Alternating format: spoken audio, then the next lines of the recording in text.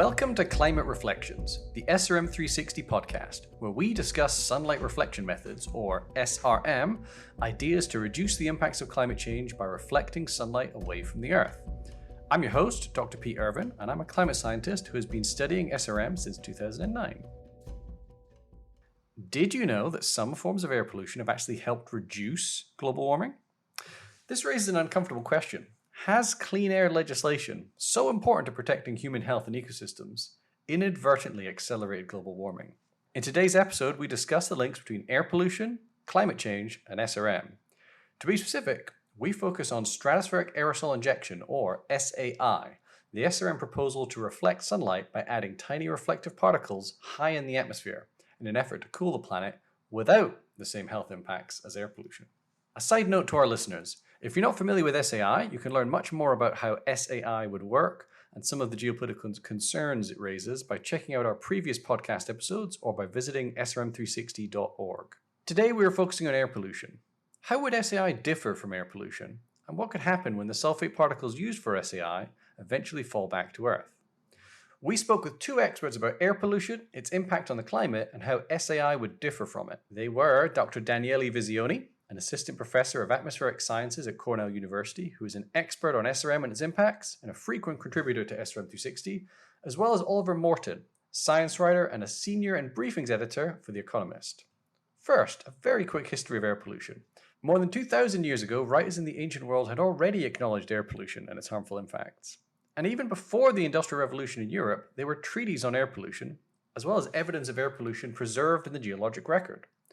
Modern efforts to clean the air started in the 1950s following the London smog event of December 1952, which killed about 12,000 people. In the same year, scientists began characterizing smog in Los Angeles. Here's Oliver Morton on the health impacts of air pollution. I think anyone who's ever been in a smoggy developing country city, or in older days in a smoggy developed country city, knows why it matters. There are bits of nastiness that will float in the atmosphere and they get into your lungs, and it can feel uncomfortable, and it can also lead to various forms of disease. The deadly 1952 London smog event, which inspired clean air legislation in the UK, was specifically caused by sulfate particulate pollution.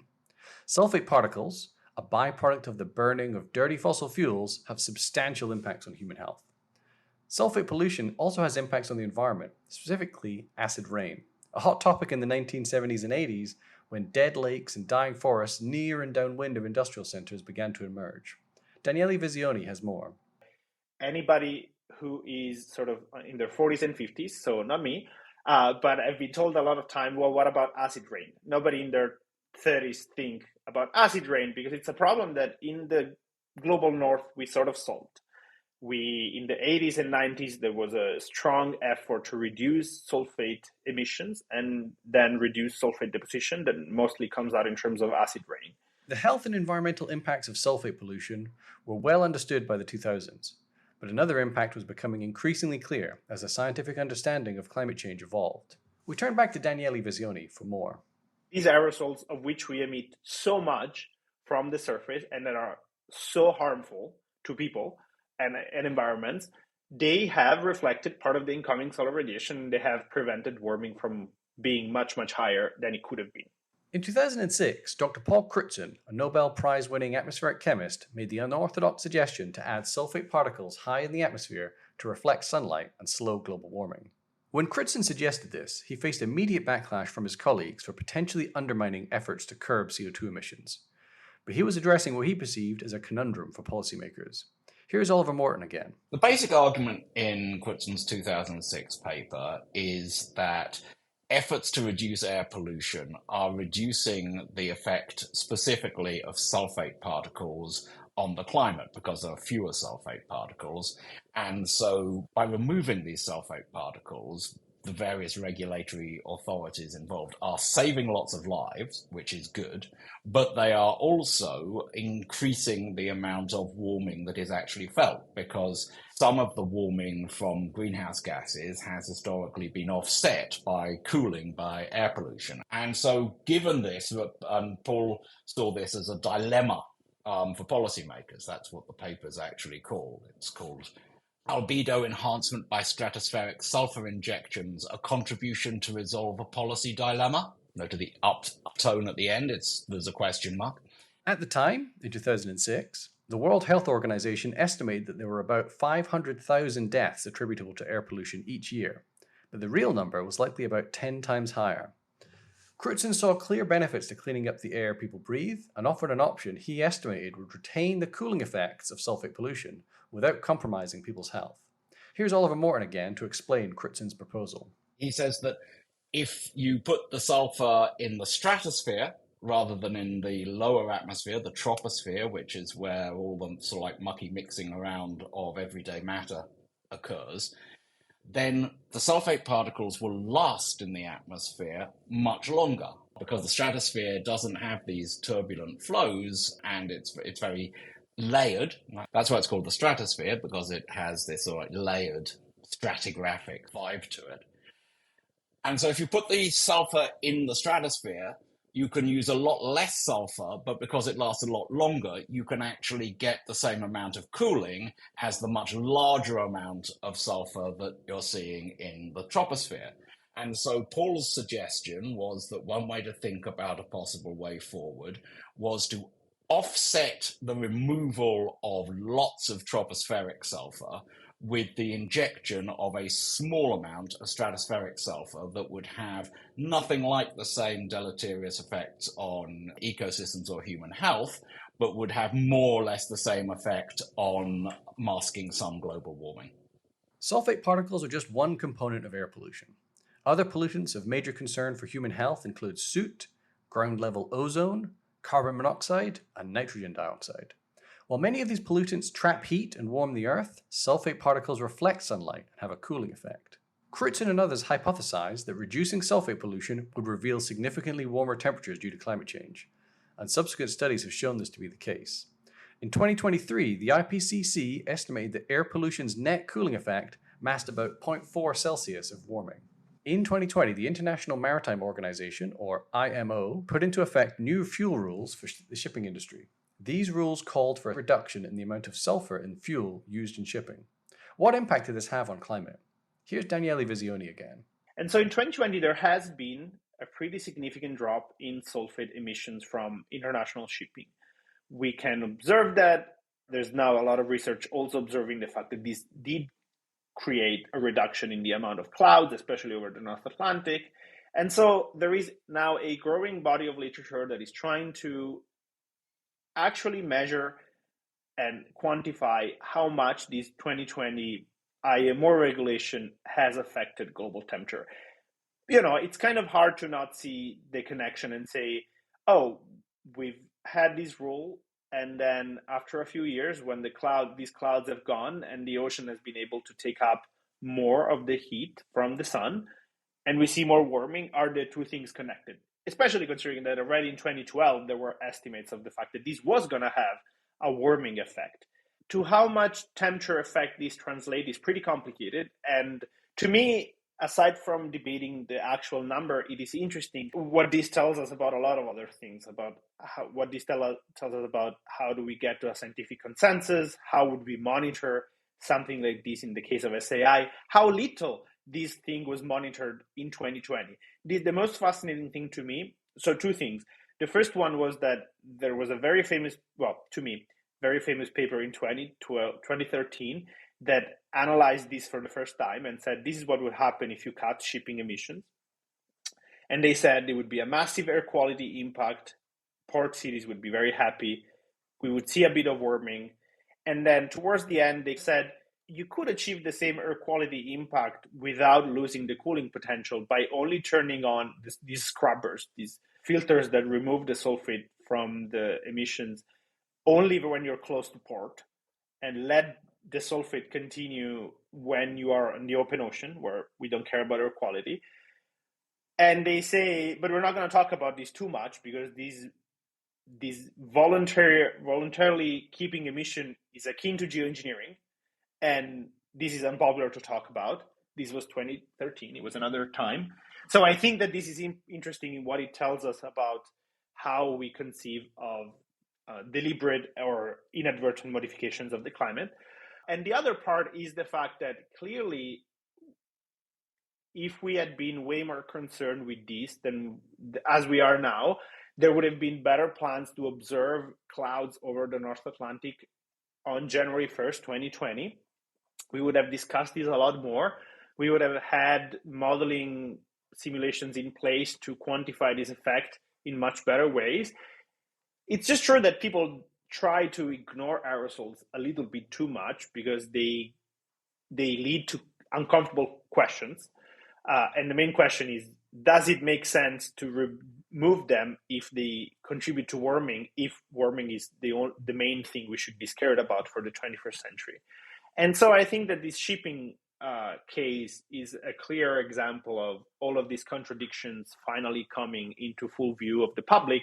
And actually, the scientific community didn't have really great answers in terms of how to define a consensus, why hadn't we talked about this a lot more, and so on. Temperatures are continuing to rise, and 2024 was the first year on record where average global temperatures were 1.5 degrees Celsius above the pre-industrial average. A recent study led by James Hansen attributes some of 2024's leap in global temperatures to the new shipping fuel standard that went into effect in 2020, that Daniele described. In their study, Hansen and his co-authors found that previous work had underestimated the cooling effect of aerosols, and that we have yet to see the full impacts of unmasking the warming from cleaning up our shipping fuels. This is precisely the conundrum Paul Crutzen described in 2006. So how would SAI differ from air pollution? We hear again from Daniele Visioni and then Oliver Morton. Cooling potential of these sulfate aerosols in the stratosphere is 100 times higher than the cooling potential of the sulfate at the surface. So you would need actually a pretty tiny fraction to achieve a substantial cooling compared to how much we've been emitting as humans. To give numbers, we as humanity produce every year around 100 million tons of sulfate from human activities. And with 1 million ton, 1 to 2, maybe 3, you would cool the planet by a fraction of a degree. Paul's insight was that air pollution cools the world, but it does so very inefficiently. You have to have a lot of sulfate emissions to get the amount of cooling that you see. And that amount of sulfate emissions down at the surface of the Earth, combined with other things, leads to a lot of disease and mortality. If you put those same aerosol particles, those same sulfates, into the stratosphere, they will have a much longer life than they do in the lower atmosphere. They will last up there for a year or more rather than for around a week. And so they will be about 50 times more efficient in terms of the cooling that you get per kilogram of sulfur. And if you get that sort of higher efficiency, you can think about cooling using relatively little sulfur that gets deposited all over the world rather than close to places where you're burning sulfur. And so you could imagine massively reducing mortality without reducing the cooling effect. The amount of sulfate needed to cool the planet is much lower if it's added to the stratosphere, and so it should have a much smaller health and other environmental impacts on the surface. However, it would have other impacts on the stratosphere itself. In the late 20th century, it became clear that human activities were creating ozone-depleting substances, damaging the stratospheric ozone layer, the part of the atmosphere that protects the Earth's surface from the sun's most damaging ultraviolet radiation. Starting in the 1970s, the world came together to reverse that damage by phasing out ozone-depleting substances through the Montreal Protocol. Could injecting sulfate particles into the stratosphere have an unwanted impact on stratospheric ozone? We hear again from Daniele Visioni. Aerosols would definitely affect stratospheric ozone. Close to the poles, it would definitely favor more ozone depletion, which would mean that it would set us back a couple of decades at least in terms of recovery after the ozone hole. At low latitudes and mid latitudes, the effect based on our climate modeling seems pretty small, to be honest, and mostly positive in sign, as in it looks like there would be a little bit more ozone due to dynamical reasons.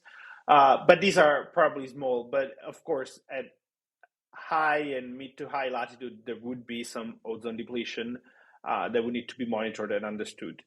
Now, this ozone depletion is also driven by what we call ozone depleting substances, so CFCs and HCFCs. And so as the decades move forward and these CFCs go away, because we're not producing them anymore, this risk of depletion would go down for sure. Besides the risk of ozone depletion, sulfate pollution also causes acid rain. How much could SAI add to acid rain? Here's Daniele again. Of course, if you're putting this sulfate up in the stratosphere, eventually will come down. The big difference in this case is that, first of all, you're putting it sort of away from where people live. So once it mixes in the stratosphere, most of that would come out over the oceans because they cover most of the surface of the planet. And also that you would need actually a pretty tiny fraction to achieve a substantial cooling compared to how much we've been emitting as humans. To recap, sulfate pollution reflects sunlight, lowering temperatures. As this pollution is cleaned up, saving millions of lives each year, more warming is unmasked. SAI using sulfate aerosols would require less material to produce the same amount of cooling and would likely contribute little to acid rain. However, it could delay the recovery of the ozone hole by decades. So where does Paul Crutzon's suggestion to study SAI stand 19 years later? Do the sentiments or motivations behind the subject being taboo in 2006 still shape the discussion of SRM in 2025? Paul Crutzon believed that emissions reductions were, in fact, the only way to solve the problem of climate change. But he also believed that hoping for rapid emissions cuts to resolve the issue quickly was a pious wish. How does that pious wish look today? Here's Oliver Morton with some final thoughts on the subject. The people studying this at that time, and still to some extent now, were overwhelmingly natural scientists. And they thought that the proper thing was for the world to be returned in some way to its, quote, natural, close quote, state. So one of the longer lasting impacts of Paul's idea of the Anthropocene is that that's not necessarily something that's still in your hands. But people said, we can't be trying to engineer a system we don't understand. They said that to do this would be like giving methadone to heroin addicts. It just treats the symptoms. And they weren't, I think, taking as seriously as they might have done the fact that the symptoms are actually the harm being done to people. There are still quite a lot of people who don't want to see SRM discussed at all as a policy option and have severe doubts about the wisdom of doing any research on the topic at all. So, yeah, I think there is still some distortion of the argument, but I think the situation is better than it was when people were saying to Paul and Steve Schneider, you just can't publish this, because among other things, they weren't disagreeing that this idea was a plausible idea. They may have thought it was very ill-advised, but they were kind of saying, let's not even think about it. And I think that that's, in the end, an indefensible position. I would argue that the dynamic is changing now largely because of the far reduced costs of solar power, of batteries, and to a slightly lesser extent of wind. So you could say that we are getting towards some point of genuine inflection, but emissions are still going up. And also, the other trend that Paul was aware of is also continuing, which is the amount of sulfate pollution is going down. In general, the Earth has been getting a little less bright, and part of that is because of less air pollution. I think that's undoubted. And a world that's getting a little less bright, a little less reflective, is, other things being equal, absorbing more heat. That has something to do with the accelerated warming. In 2006, when Paul Crutzon first suggested lowering temperatures with sulfates, the world was cooler than it is now. The global average temperature was less than 0.7 Celsius above the pre-industrial average. But every year in the past decade has been hotter than this. The understanding of air pollution impacts on human health has also grown since Crutzon made his first proposal.